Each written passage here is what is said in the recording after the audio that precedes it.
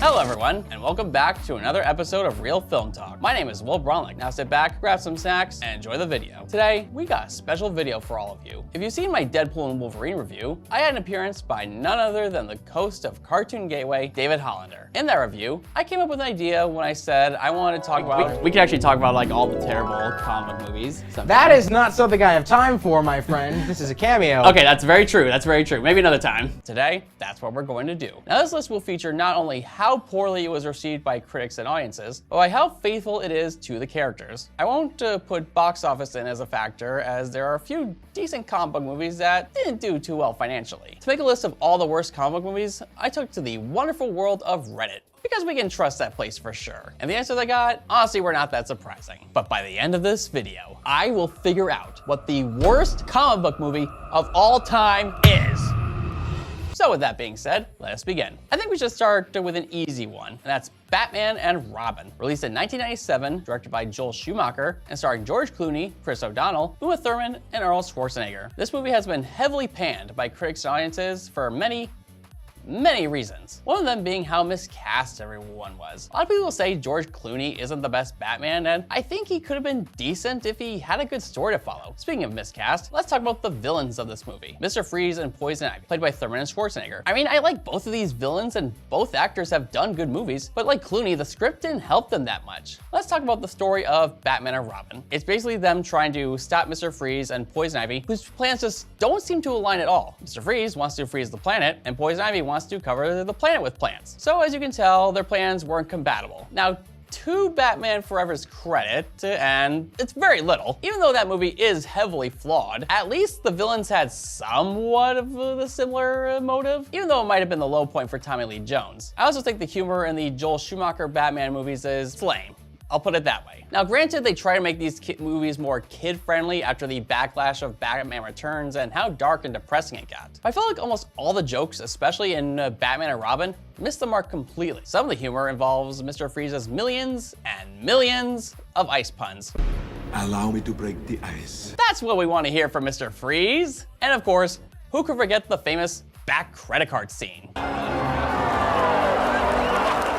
Never leave the cave without it. It's no secret that the cast was not happy with this movie. Even Joel Schumacher made an apology to everyone who saw it and hated it. You know you messed up when even the director had to go out and apologize to the Batman fans. Now, do I think Batman and Robin is terrible? Absolutely it is. Is it the worst Batman movie ever? Yes, I can 100% agree to that. However, is it the worst comic book movie? This might be a hot take. Wait, just hear me out. I don't think it's the worst of the comic book movies. Again, it's terrible and it's insulting, but I think it's just stupid, to be honest. So I won't say this is the worst comic book movie ever. Next is a more recent one, the 2015 Fantastic Four, or Fan-4-Stick, if you will. This movie is directed by Josh Trank and stars Miles Teller, Michael B. Jordan, Kate Mara, and Jamie Bell. This movie had a whopping 9% on Rotten Tomatoes, and I know I said I wasn't gonna talk about box office, but you know what? I'm just gonna throw that rule out the window. Let's talk about it. It made only $25 million its opening weekend against a $120 million budget. This movie was also so bad that the legendary Stan Lee, rest in power, my king, declined to have his famous cameo in the movie. Now, I should point out, even though the 2000s Fantastic Four movies were by no means good movies, they were at least okay?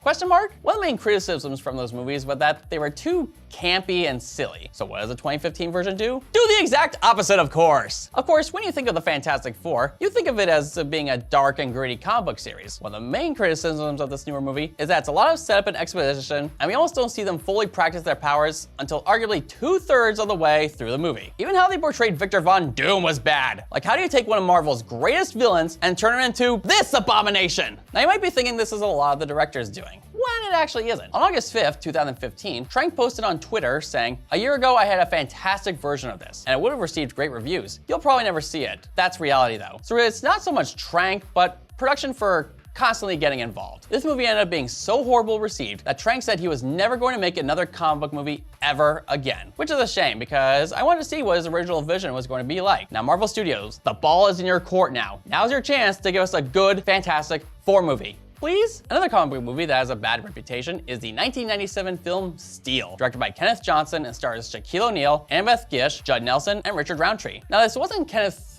Johnson's first time working on a comic book character. He directed and wrote for several episodes of the Incredible Hulk TV series from 1977 to 1982, starring Bill Bixby and Lou Ferrigno. This was also the time where they decided to put some NBA players in movies. It was also the time where comic book movies weren't exactly at their best. Why do I say that? Steel came out the same year as Batman and Robin and Spawn. I think it's safe to say one of the biggest problems with the movie is Shaq isn't a good actor. Actually, you know what? He's bad. I'll say it. He's a bad actor. And that's putting it nicely. Not really. There's a chase scene involving Shaq that's comically bad. How bad is it? You have a man who's 7'1" running, and it just looks silly. Even the music choice doesn't fit the scene. I think we should rapid fire on some other terrible movies. Green Lantern, awful special effects, terrible portrayal of Hal Jordan, and especially terrible portrayal of Parallax. Overall, terrible movie. Howard the Duck. Need I say more? Just like Bruno, we don't talk about Howard the Duck. Jonah Hex. Best part was Josh Brolin, and that's it. It had a budget of $47 million and only grosses a total of $11 million. The movie is also only 80 minutes long, and it felt like a 2.5-hour movie. Boring,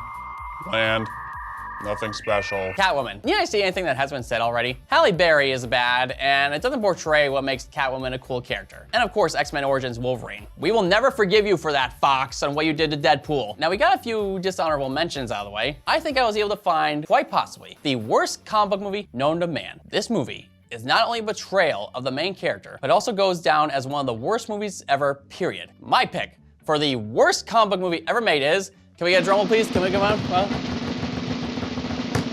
Superman 4, The Quest for Peace. None of the actors involved looked like they cared at all in making this movie. And for a movie revolving around one of the most iconic superheroes of all time, that's honestly saying something. The special effects look incredibly cheap. I get it, it's 1987, but The Empire Strikes Back and Return of the Jedi came out in the same decade, and those had better effects than this movie. And the absolute worst part, the action was so mind-bendingly boring. It felt so slow and so fake. It makes WWE look realistic. If you haven't seen this movie, well, I applaud you, my friend. Otherwise, you'd be like me who had to sit through this pile of garbage. That's just about does it for this episode of Real Film Talk. Thank you all for watching. I have some other fun stuff planned, so stay tuned for that. Until next time, this is Will Braunlich, and I will see you at the movies. Save a seat for me.